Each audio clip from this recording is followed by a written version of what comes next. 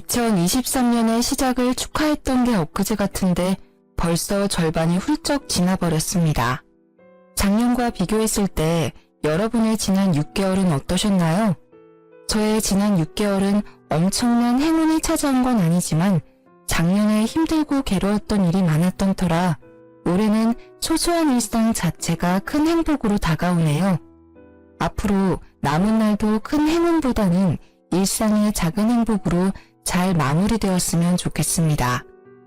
한 해의 절반인 6월을 마무리하며 작년 6월의 사건이 생각나 사연을 보내게 되었어요. 글솜씨가 부족하고 재미없어도 끝까지 들어주셨으면 좋겠습니다. 본격적인 이야기를 하기 전에 제 소개를 해야겠네요. 저는 지방 소도시에서 나고 자라 결혼까지 했고 지금도 지방에 사는 30대 여성입니다. 아기는 없고 20대부터 인터넷 쇼핑몰을 운영했어요. 요새는 사람들이 인터넷 쇼핑몰을 많이 해서 매출이 떨어지긴 했지만 오래전부터 꾸준히 이 일을 해와서인지 여전히 먹고 사는데 지장이 없을 정도로 넉넉한 매출이 나오고 있습니다. 제 부모님은 직접 농사지으며 백반집을 운영하고 있어요. 평생을 바쁘게만 살아오셨고 그 덕에 지금까지 노후까지 문제없을 만큼 돈을 모았답니다. 남편은 결혼 당시 중소기업에 다녔어요. 월급이 한 번도 밀린 적이 없지만 상여금이나 보너스는 전혀 없고 급여도 크지 않았습니다. 시댁은 시어머니만 계시는데 농사일하며 수확한 작물들을 팔아 생활비를 조금씩 벌고 있었어요. 이렇게 시댁 형편이 넉넉하지 않아서 신혼집을 친정에서 마련할 수밖에 없었습니다. 친구들은 결혼하며 시댁에서 집은 물론이거니와 비싼 예물을 받았다고도 하던데 저는 아무것도 받지 못했죠. 친구들이 부럽기도 했지만 시댁 형편상 어쩔 수 없다고 생각했습니다. 부모님 역시 신혼집은 형편이 되는 쪽이 마련하면 된다고 했고 돈이야 차근히 모으면 된다고 하셔서 우리의 결혼에 큰 불만은 없었어요. 무엇보다 딸인 제 선택을 적극적으로 지지했고요. 이렇게 우리는 큰 어려움 없이 결혼식을 올리고 신혼여행을 다녀와 시댁으로 향했습니다. 불편하고도 어색한 시댁에서 1박 2일을 마치고 신혼집을 가려는데 시어머니가 엉엉 울기 시작했어요. 아이고 우리 아들도 이렇게 떠나가네. 엄마, 내가 뭐 어디 멀리 가? 그냥 옆 동네로 가는 건데 왜 이렇게 자꾸 우셔? 여기랑 우리 신혼집 차 타면 30분이야. 엄마 무슨 일 있으면 바로 달려올 테니까 울지 마요. 엄마가 자꾸 우니까 마음이 너무 아프잖아. 바깥 양반 저 세상 가고 나서 너를 남편처럼 생각하고 살았는데 이렇게 가버리니까 속상해서 그러지. 이제 이 집에서 나 혼자 살 자신이 없다. 쓸쓸하고 외로워서 어떻게 살아?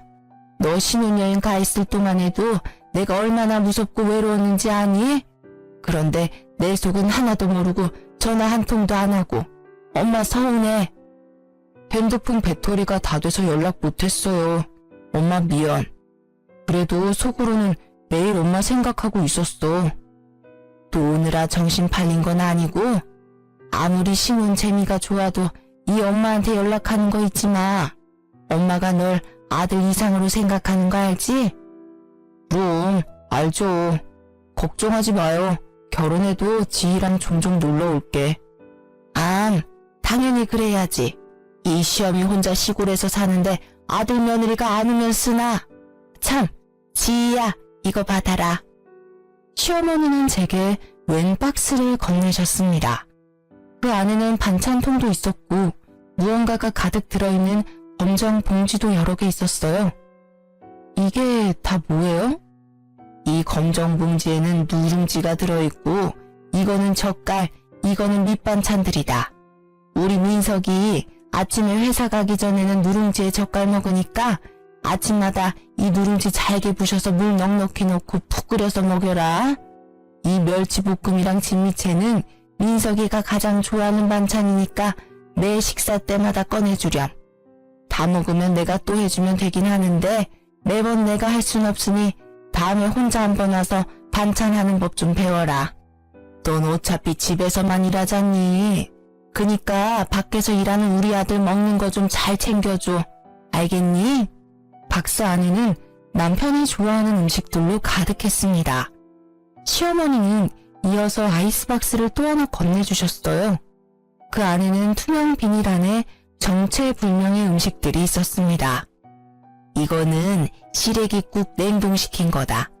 민석이가 제일 좋아하는 국이니까 입맛 없다고 하면 한 번씩 데워 먹이렴. 그리고 이건 방건조 생선인데 프라이팬에 기름 자작하게 둘러서 민석이 반찬으로 주면 아주 좋아할 거다. 생선이요? 상견례 때도 말씀드렸다시피 어릴 때 생선가시가 목에 걸린 적이 있어서 그 뒤로 생선이라면 질색이에요. 그래서 한 번도 직접 생선 구운 적도 없는데. 뭐? 어떻게 그 나이 먹도록 생선 하나를 못 굽니? 그냥 기름 자작하게 둘러서 생선 넣고 구우면 돼. 어렵지 않으니까 한번 해봐. 해봐야 너도 살림이 늘 것 아니냐. 그리고 너가 생선 안 좋아한다고 해도 민석이는 생선 좋아하니까 자주 구워줘. 알겠지? 시어머니가 그저 어려운 새댁이지만 이건 너무하다 싶었습니다. 아들에게 하나라도 제대로 먹이고 싶은 엄마 마음은 알겠으나 말이라도 너도 같이 먹으라는 식으로 하면 안 되는 건가요? 그리고 생선은 한 번도 구운 적이 없었을 뿐더러 어릴 때 큰 생선 가시가 목에 걸려 고생한 뒤로는 쳐다도 보지 않았습니다. 게다가 이 사실은 시어머니도 이미 알고 있었어요. 그럼에도 불구하고 남편을 위해 먹지도 못하는 생선을 구우라니 섭섭한 마음이 들었습니다. 남편이 정 원한다면 도전은 해보겠지만 사실 자신은 없네요. 생선 하나 굽는데 뭘 그리 말이 많아. 그냥 하면 되지. 그리고 민석이는 생선 좋아해. 너가 어떻게든 노력해서 네 식성을 바꿔. 앞으로 민석이랑 같이 살면서 너가 생선도 구워주고 가시도 발라줘야 하는데 싫다고 안 해버리면 어쩌니? 전 잘 굽지도 못하고 먹지도 못하니 앞으로 남편이 직접 굽고 가시 발라서 먹으면 되겠네요. 그리고 애도 아니고 어른인데 가시는 직접 발라 먹어야죠. 예, 민석이가 어떻게 생선을 굽니? 원래 민석이는 그런 일 못해. 그리고 너는 회사 일로도 바쁜 애한테 집에서 직접 생선까지 구워다 먹으라고 시키고 싶니? 게다가 만약에 민석이가 먹었다가 너처럼 목에 가시라도 걸리면 어떡해? 난 그 꼴 못 본다. 아 맞다. 그리고 잠깐 기다려봐라. 시어머니야말로 말도 안 되는 소리만 하다가 갑자기 뭐가 생각났는지 부엌으로 들어갔습니다. 잠시 후 투명 비닐에 쌓인 냉동된 무언가를 한가득 가져왔어요. 너 빵 좋아한댔지? 이거 일하면서 먹어라. 꽤 비싼 빵인데 내가 상할까봐 냉동 보관한 거야. 실온에다가 두고 먹으면 아마 처음 샀던 것처럼 먹을 수 있을 게다. 사실 생선 이야기 할 때까지만 해도 서운했는데 제가 좋아하는 빵을 따로 챙겨주니 서운한 마음이 금세 풀렸어요. 남편은 시어머니가 챙겨준 음식들을 보며 아주 행복한 표정을 지었습니다. 우와, 우리 엄마 손 큰 건 역시 알아줘야 한다니까. 이것만 있어도 한 달은 넉넉히 먹고 살겠다. 엄마 고마워요. 고맙긴. 신혼재미 좋다고 이 엄마 잊지 말고 자주 들러. 전화도 자주 하고. 알겠어? 우리는 시어머니가 챙겨준 음식들을 한가득 챙겨 신혼집으로 왔습니다. 집에 와서 음식들을 하나하나 풀어보니 남편이 좋아하는 밑반찬이나 젓갈은 신선했는데 빵은 유통기한도 지났고 색도 이상했어요.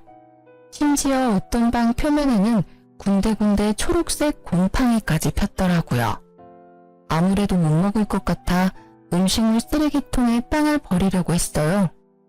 여보, 이거 빵들이 조금 오래된 것 같은데 아무래도 어머니가 깜빡하셨나봐.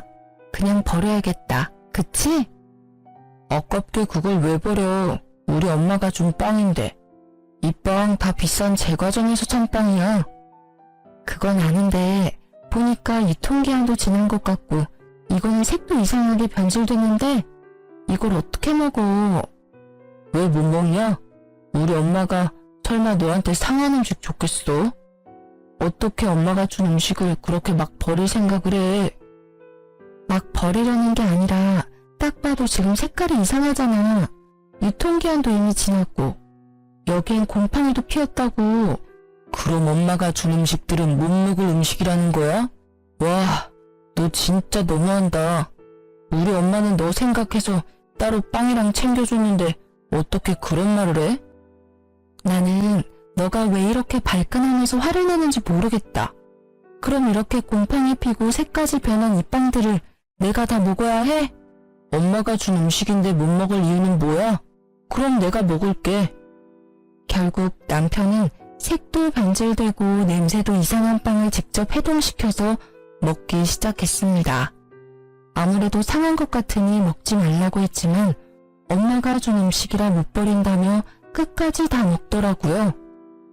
맛만 있는데 뭘 이상하다고. 아무리 며느리들이 시어머니 싫다고 하지만 우리 엄마는 안 그래.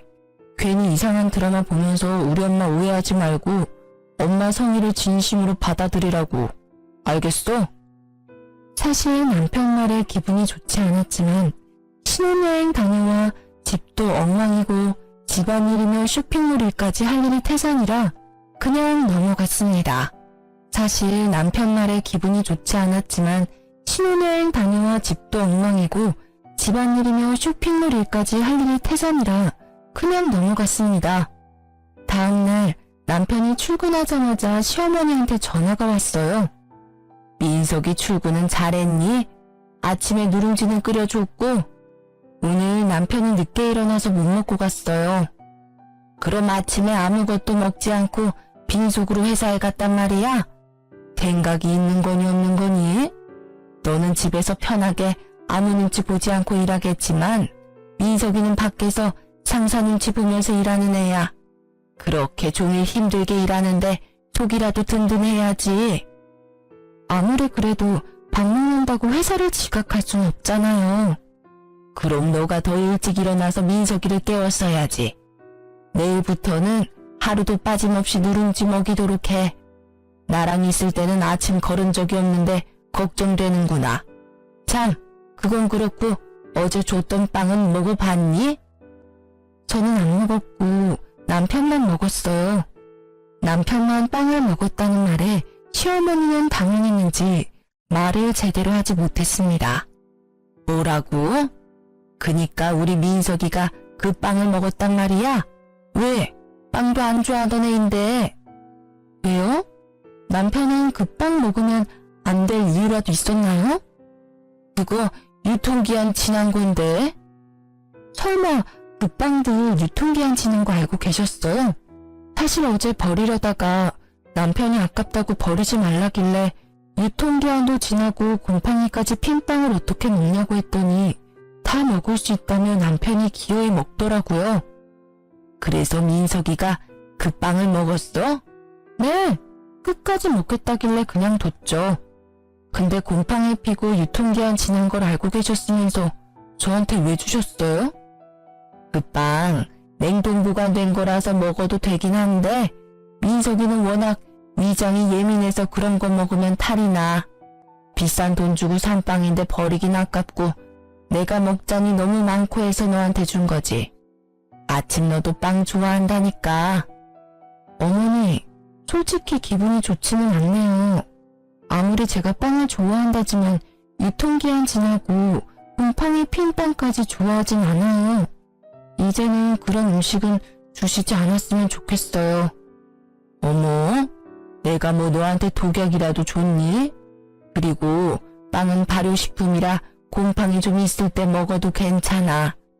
너나 나같이 위장 튼튼한 사람들은 아무 문제 없다고. 내가 너한테 이런 이야기 들으니까 기분이 좋지 않구나. 나 며느리한테 못 먹을 음식물 쓰레기나 주는 그런 시어머니 아니다. 날 뭘로 보고 기분 나빠서 전화 못하겠구나. 끊는다. 시어머니 말에 저 역시 기분이 나빴습니다.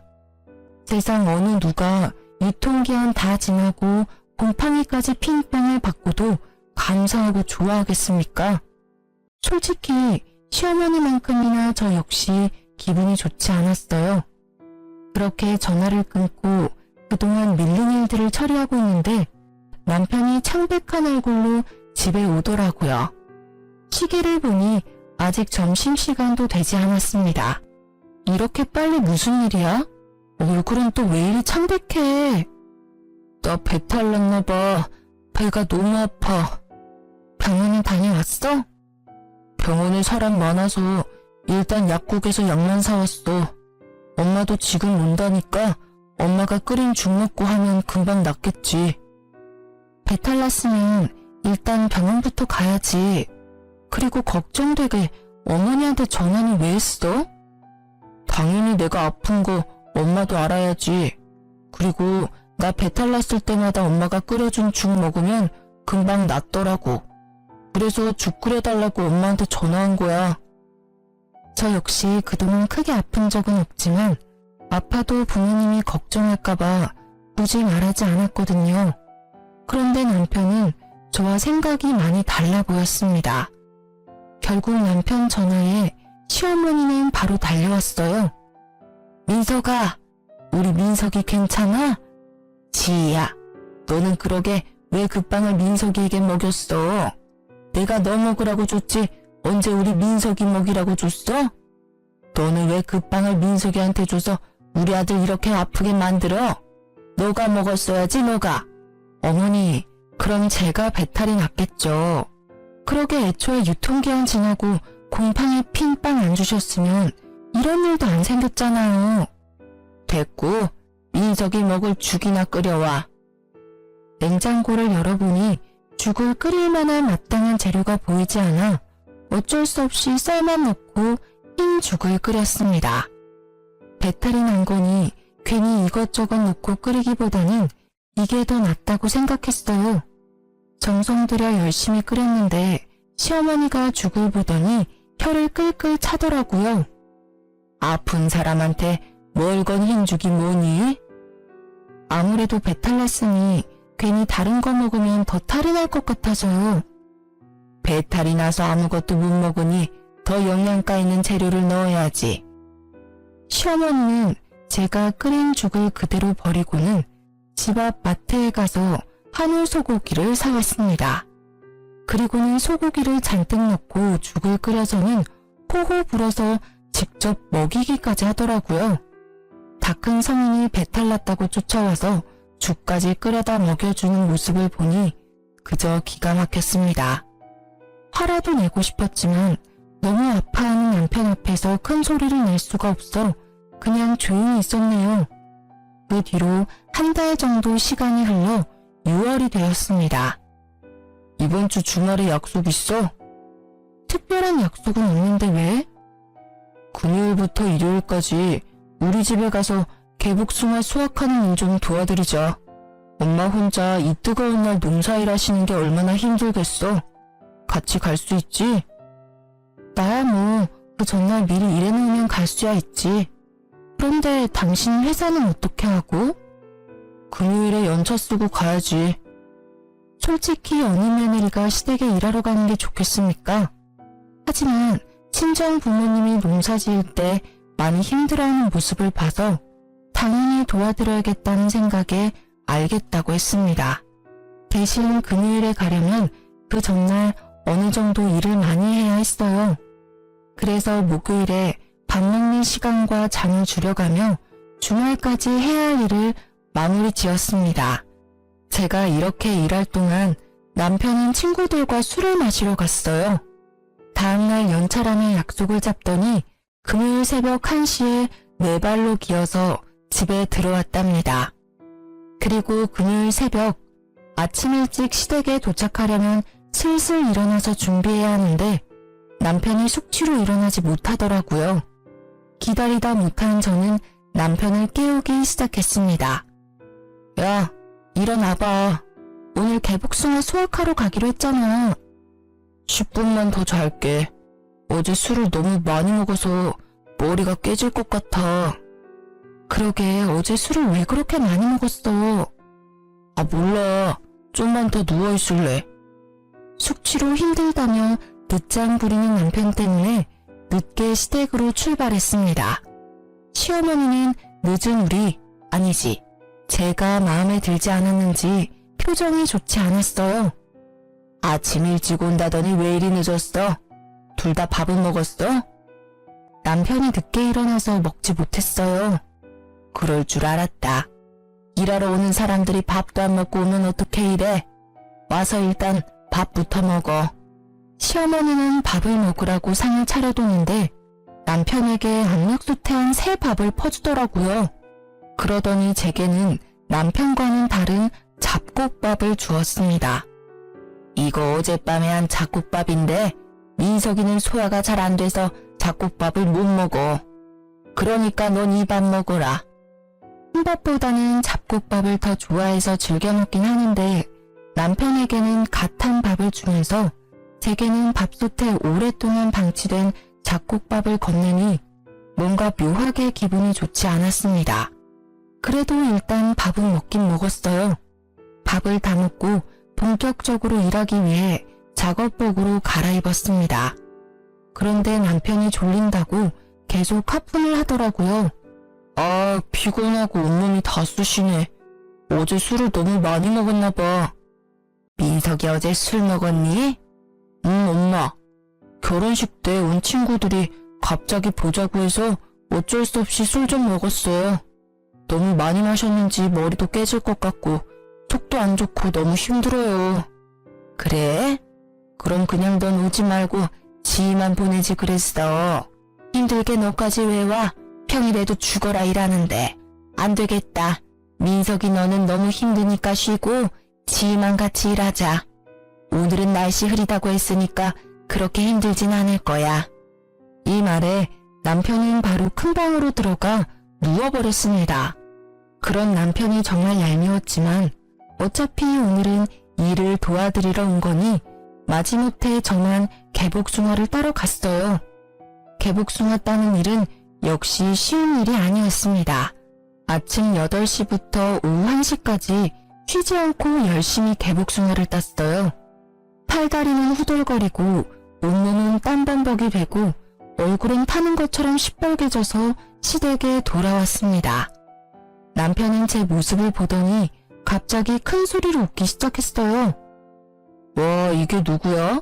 웬 시골 촌년이 우리 집에 왔어. 너 이러니까 진짜 웃긴다. 일하고 왔으니까 그렇지. 지금 덥고 힘드니까 웃지 마. 남편 말에 기분이 언짢아진 저는 정색하며 말했습니다. 시어머니는 제 얼굴을 쓱 보더니 남편처럼 웃기 시작했어요. 지희야, 솔직히 민석이 말이 틀린 것도 아닌데 뭘 그리 정색을 하니? 지금 네 꼴 보니까 그야말로 시골에서만 먹고 자란 촌년 같다. 열심히 일하고 온 사람에게 수고했다는 말은 못할 망정 얼굴 빨개졌다고 놀려대는데 이 사람들이 지금 제정신인가 하는 생각이 들었습니다. 그러나 개복숭아 따느라 너무 지쳐서 화를 내고 따질 기력조차 남아있지 않았어요. 그래도 촌스러운 며느리 때문에 내가 웃기도 하네. 요새 웃을 일도 없었는데. 아유, 날씨가 덥긴 하다. 지희야, 나 먼저 씻을 테니까 너는 밥 좀 새로 안 치고 국 좀 끓여라. 너는 국 다 끓이고 씻어. 화장실은 한 개뿐이고 시어머니와 같이 씻을 수는 없으니 마지못해 알겠다고 했습니다. 남편은 다시 큰 방으로 들어가고 저는 밥을 하고 국을 끓였어요. 상을 다 차리니 시어머니가 씻고 나왔고 저도 이어서 씻으러 들어갔습니다. 그런데 씻고 나오니 시어머니와 남편이 이미 밥을 다 먹고 국도 하나도 없더라고요. 분명히 넉넉히 했는데도 말입니다. 이 상황도 어이없는데 더 어이없는 건 지금부터였어요.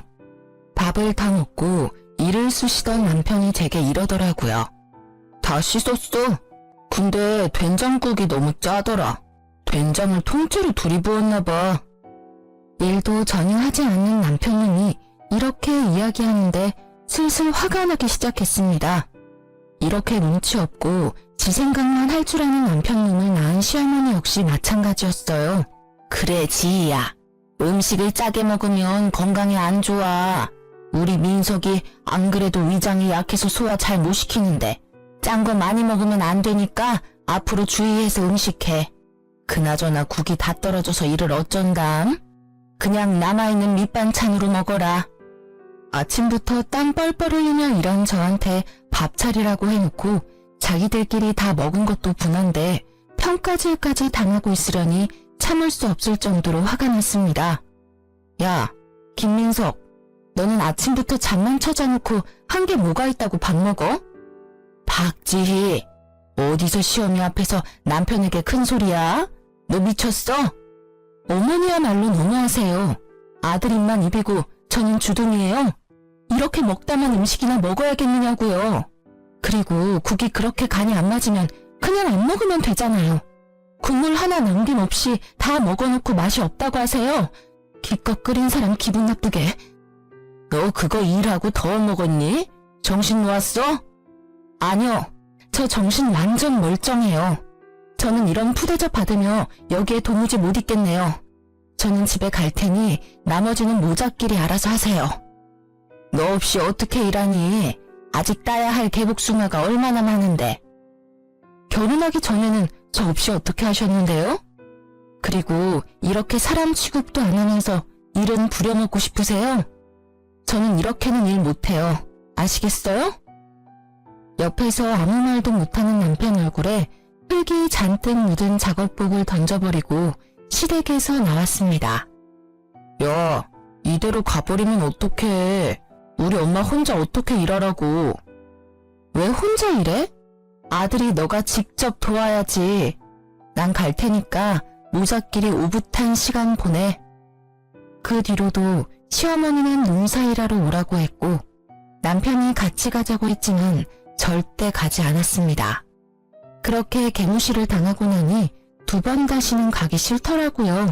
제가 끝까지 가지 않으니 남편은 혼자 일하는 시어머니가 안쓰럽다며 농사일을 돕기 위해 회사에 연차나 반차 쓰는 일이 많았습니다. 그리고 농사일하고 오면 힘들다며 다음날 지각이나 무단 결근을 했어요. 솔직히 회사에서 봐주는 것도 한두 번이지. 매일 업무에 소홀히 하는 직원을 가만히 둘 리가 없지 않겠습니까? 결국 시어머니 농사일 때문에 근태가 엉망인 남편은 1년 만에 권고사직을 당하고 백수가 되어버렸습니다. 그 뒤로 남편은 게임에만 미쳐서 살았어요. 새벽엔 혼자 배달음식 시키고 놀고 술 마시고 잠만 잤습니다. 게다가 부부 공동 생활비로 성능 좋은 컴퓨터까지 샀어요. 말로는 회사 구한다고 했지만 제가 볼 때는 이력서 작성조차 하지 않았습니다. 이러한 남편의 생활이 한심스러워서 대화도 시도하고 싸워보기도 했지만 말이 도통 통하지 않더라고요. 그래서 우리는 기본적인 대화조차 하지 않고 그저 집만 공유하며 살았습니다. 같이 밥도 먹지 않았고 집에 들어오지 않아도 신경 쓰이지 않았어요. 엄밀히 말하면 제 일을 하느라 바빠서 남편이 밥을 굶든 말든 신경 쓸 시간조차 없었습니다. 남편이 애는 아니니까 배고프면 알아서 차려 먹겠거니 하고 말았답니다. 그러던 어느 날 집에서 일하는데 시어머니가 한가득 장을 봐서 오셨어요. 당황한 저와는 달리 남편은 시어머니가 올 걸 알고 있었는지 아주 반갑게 맞이하더라고요. 엄마, 왔어? 너 배고파. 밥 좀 줘. 그래, 우리 아들. 엄마가 이것저것 사왔다. 얼른 밥 차려줄게. 너는 집에 있으면서 얼마나 우리 민석이 밥을 챙겨주지 않았으면 애가 나한테 밥을 다 해달라고 하니? 오셨어요. 그동안 저도 일이 너무 바빠서 잘 못 챙겼네요. 거기 멀뚱히 서 있지 말고 얼른 와서 나 좀 도와라. 죄송한데 지금 당장 급히 처리해야 할 일들이 있어서요. 일단 하던 일 먼저 마무리하고 나올게요. 남편도 일 안 하고 있는데 저라도 일을 해야지 이 집이 돌아가지 않겠어요? 시어머니는 기가 찬다는 표정을 지었습니다. 그래도 어쩌겠어요. 이 집에서 돈 버는 사람은 저밖에 없는데 저라도 열심히 일해야죠. 그렇게 저는 방으로 들어가고 시어머니는 요리를 시작했는데 부엌에서 냉장고 상태가 어쩌느니 청소가 엉망이라느니 하면서 뭐라고 하더라고요. 그러나 일하느라 바빠 시어머니의 시시콜콜한 말들에 신경 쓸 겨를이 없었습니다. 잠시 후 시어머니가 나가서 불러보니 임금님 수라상 같은 밥상이 차려져 있었어요. 시어머니는 저를 보더니 아주 못마땅한 표정으로 앉으라고 했습니다. 그동안 맨날 배달 음식만 먹으니까 질렸는데 너무 좋다. 그래, 우리 아들 많이 먹어라. 그동안 얼마나 고생했는지 살이 다 빠졌네. 그리고 지희 넌 그깟 푼돈 버는 쇼핑몰 운영한다고 우리 아들 밥도 안 차려주니?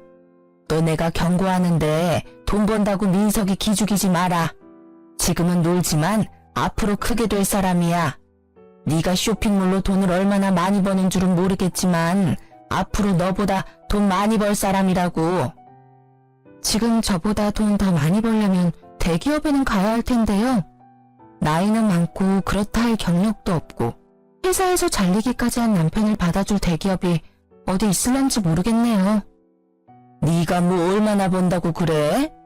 너 통장 가져와봐. 시어머니 말에 당당히 폰뱅킹 어플을 열어 통장 잔고를 보여주었습니다. 예상보다 많은 금액에 시어머니와 남편은 깜짝 놀랐어요. 뭐 그래도 그동안 열심히 살았나 보네. 그래도 쇼핑몰은 언제 망할지도 모르잖아. 너무 불확실해. 그러니까 그깟 쇼핑몰 한다고 유세 떨지 말고 우리 아들 잘 내조해. 참, 그리고 다음 주에 고구마 캘 거다. 그날은 핑계대지 말고 꼭 와라. 어머니 아들 지금 백수잖아요. 종일 게임만 하고 먹고 자고 놀기만 하는데 어머니 아들만 가면 되지 일하는 저까지 꼭 가야 해요? 게다가 남편은 지금껏 우리 집 농사일 때 한 번도 안 했는데요. 이 말이 마치자마자 시어머니는 제게 숟가락을 던졌습니다. 시어머니가 오라면 그냥 네 하고 오면 되지 어디서 말대꾸야? 사위는 백년 손님이고 며느리는 종신 식구라는 말도 몰라? 사위는 손님이니 처가에서 일하면 안 되고 며느리는 식구니까 시댁에서 같이 일해야지. 그리고 보기에도 귀한 아들을 너한테 준 것도 아까운데 너네 집에서 어떻게 일하는 꼴을 봐? 살다 먹던 숟가락으로 맞아본 적은 없는지라 너무 당황스러워 말도 못하고 멍한 표정으로 있었습니다. 그 표정을 보더니 남편이 비웃더라고요. 내가 너 혼날 줄 알았다. 아까부터 엄마가 도와달라고 했는데 나와보지도 않더니 꼴 좋다. 순간 부모님이 마련해준 이 집에서 왜 이런 푸대접을 받아야 하는지 분노가 치밀어 올랐습니다. 도무지 참을 수가 없던 저는 자리에서 일어나 밥상에 있던 음식들을 다 음식물 쓰레기통에 넣어버렸어요. 남편은 놀라서 아무 말도 못하고 시어머니는 제게 소리를 지르기 시작했습니다. 야, 너 미쳤어? 왜 아까운 음식들을 다 버리고 난리야? 네, 저 미쳤어요. 지금 둘이서 편먹고 이렇게 괴롭히는데 제정신으로 살 수 있겠어요? 그리고 어머니는 그렇게 아들이 좋으면 평생 끼고 살지 결혼을 왜 시키셨어요? 박주희, 뭘 잘했다고 우리 엄마한테 큰 소리야. 제정신이야? 남편은 자리에서 일어나 제 머리채를 잡았습니다. 시어머니는 그런 남편을 말리기는커녕 옆에서 잘한다고 손뼉치고 앉아있더라고요. 우리 아들 잘한다. 저런 년은 그냥 혼쭐이 나야 정신을 차리지. 시어머니 말에 남편이 더 세게 잡길래 남편을 있는 힘껏 밀어버렸습니다. 그러자 남편은 순식간에 중심을 잃고 시어머니 앞으로 넘어지며 시어머니와 머리를 세게 박았어요. 둘이 박치기를 하고 아파하는 모습을 보니 너무 웃겼던 저는 배꼽을 잡고 깔깔대며 웃었습니다. 야, 웃기냐?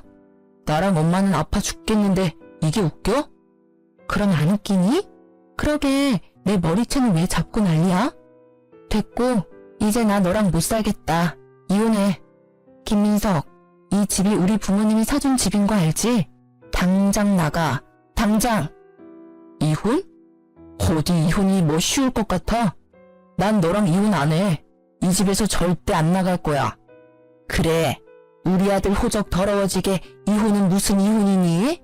한번 결혼했으면 계속 같이 살 생각을 해야지. 하여튼 요새 젊은 것들은 조금만 수틀리면 다들 이혼 얘기 꺼내지. 상황 파악 못하고 계속 헛소리를 짓거리길래 가만두면 안 되겠다는 생각이 들었습니다. 그래서 남편 방으로 가서 남편이 애지중지 아끼는 모니터를 바닥에 던져버렸어요. 야, 그게 얼마짜린데 그걸 박살내. 너 정말 제정신 아니구나. 내가 지금부터 셋 셀 거야. 그동안 네 엄마 데리고 안 꺼지면 이 컴퓨터 본체도 박살내버린다. 하나, 둘. 잠깐, 망치가 어딨더라? 알았어. 진정해. 일단 나갈게. 나중에 너 좀 진정되면 그때 다시 얘기해. 남편은 시어머니를 데리고 나갔고 저는 바로 이혼 서류를 작성해서 남편 짐과 함께 시댁으로 보냈습니다. 잠시 후 남편에게 전화가 왔어요. 이게 다 뭐야? 왜 내 짐을 다 보냈어? 못 들었니? 우리 이혼한다고. 이혼하는데 이 집에 네 짐 따위는 필요 없잖아. 다 내다 버리려다가 그래도 그건 아닌 것 같아서 니네 집으로 보낸 거니까 감사하게 생각해. 무슨 이혼이야? 이혼 못해. 너 진짜 왜 그래? 몰라서 물어? 너랑 니네 엄마가 했던 행동들을 생각해봐. 내가 이혼 안 하게 생겼나? 아무튼 이혼 안 해주면 난 소송할 테니까 그런 줄 알아. 내가 뭐 불륜을 저지른 것도 아닌데 어떻게 소송을 해? 이혼 소송하는데 돈이랑 시간이 얼마나 많이 드는데. 1년, 2년, 아니 10년이 걸려도 난 너랑 이혼 소송할 거야. 내 전 재산을 다 털어서라도 반드시 갈라설 거라고. 근데 어쩌냐? 나는 돈이 좀 있는데 넌 돈도 없잖아. 소송까지 가면 너는 보나마나 거지꼴 될 텐데 괜찮겠어? 남편은 제 말에 한참을 씩씩대더니 이혼은 절대 못한다며 전화를 끊었습니다. 그 뒤로도 한동안 이혼 못하겠다고 버티길래 이혼 소송을 진행하니 결국엔 돈 없다고 이혼에 합의하더라고요. 남편과 무사히 이혼 후 저는 신혼집을 팔고 부모님 집으로 들어갔습니다. 남편도 저의 집에서 쫓겨나 그토록 사랑하는 자기 엄마 품으로 돌아갔어요. 이렇게 갈라섰지만 동네가 워낙 좁아서 전 남편 소문이 계속 들렸습니다. 전 남편은 이혼 후 바로 국제결혼으로 재혼했어요. 그런데 전 시무가 외국 며느리에게 밭일에 집안일을 엄청나게 시켜댔다고 합니다. 얼마나 시켰는지 동네 사람들이 다들 외국 며느리가 불쌍하다고 말할 정도였대요. 참다 못한 외국 며느리는 집에서 돈 될 만한 것들을 다 들고 한밤중에 몰래 본인 나라로 도망가 버렸다고 합니다. 저한테도 며느리라고 그렇게 무시를 했는데 외국 며느리는 얼마나 악독하게 부려먹었을지 상상이 가더라고요. 반면에 제 쇼핑몰은 이혼 후에도 나날이 성장해서 혼자 모든 일을 처리하기가 버거웠습니다. 같이 일할 직원들을 구하기 위해 인터넷에 구인 공고를 올리고 사무실도 좋은 곳으로 마련했어요. 하루는 사무실에서 바쁘게 일하고 있는데 전 남편한테 한번 보자고 연락이 왔습니다. 이혼하고 힘들게 산다는 소식을 듣기는 해서 꼴이 어떤지 궁금하더라고요. 그래서 사무실 근처 카페에서 만나자고 하고 가보니 전 남편과 전 시누가 세상 불쌍한 표정으로 나란히 앉아 있었습니다. 오랜만이네요. 잘 지내셨죠? 지희야, 잘 지냈지? 너가 얼마나 보고 싶었는지 모른다. 왜요? 그렇게 저를 구박하시더니. 사실 며느리는 식구니까 어떤 일을 시켜도 다 이해해줄 줄 알았다. 원래 가족이라는 게 서로 허물이 있어도 다 이해하고 넘어가잖아. 너가 편하기도 하고 좋아서 자꾸 말이 막 나왔던 것 같아. 진심으로 미안하구나. 이 늙은이가 진심으로 사과하마. 아니요, 틀렸어요. 며느리도 사위와 마찬가지로 피 한 방울 안 섞인 손님이라고요. 그렇게 옆에 있을 때 잘하셨어야죠. 그리고 사람이 좋고 편하면 더 귀하게 여겨야지. 막말하고 하대하는 게 맞는다고 생각하세요? 그래. 그래서 지금 우리 엄마가 너한테 사과하잖아. 그러니까 사과 받아주고 우리 다시 합치자. 응? 너도 나 정말 많이 좋아했잖아. 그래서 결혼까지 한 거고. 합치긴 뭘 합쳐? 내가 미쳤니? 다시 너랑 살림을 차리게? 지희야, 사실 우리 지금 너무 힘들어. 나 이전 회사에서 잘린 게 거래처에 소문이 다 나서 이력서를 내도 면접 보러 오라는 회사가 하나도 없어. 그럼 너랑 니네 엄마랑 힘 합쳐서 열심히 농사 지으면 되겠네. 그거 팔아서 돈 벌면 되잖아. 올해 농사는 이미 망했어. 멍청한 외국 옆에네가 말귀를 못 알아들어서 거름을 밭에 엄청 주는 바람에 아무것도 자라나지 않아. 땅이 완전히 썩어버렸다고. 게다가 그년이 집에서 돈 될 만한 것들 다 들고 튀어버려서 돈 나올 구멍이 하나도 없어. 진짜 굶어 죽겠다고. 그러니까 옛정 생각해서 나랑 다시 살아주면 안 될까? 아니다. 그게 정 싫으면 너 쇼핑몰 하니까 일거리라도 좀 주면 안 될까? 보니까 너 쇼핑몰에 직원 뽑던데 그 직원 내가 하면 안 돼? 내가 널 뭘 믿고 거두니? 맨날 놀고 먹고 자기만 하고 마마보이인 너를 어떻게 믿고. 차라리 공사판에라도 가서 일해. 몸을 굴리고 땀을 흘리면서 돈을 벌라고. 남한테 기생하려는 생각만 하지 말고. 지희야, 너가 우리 아들한테 화가 많이 난 것은 알겠다만 어떻게 우리 귀한 아들한테 공사판에서 일하라는 막말을 하니? 공사판이 못 돼서요?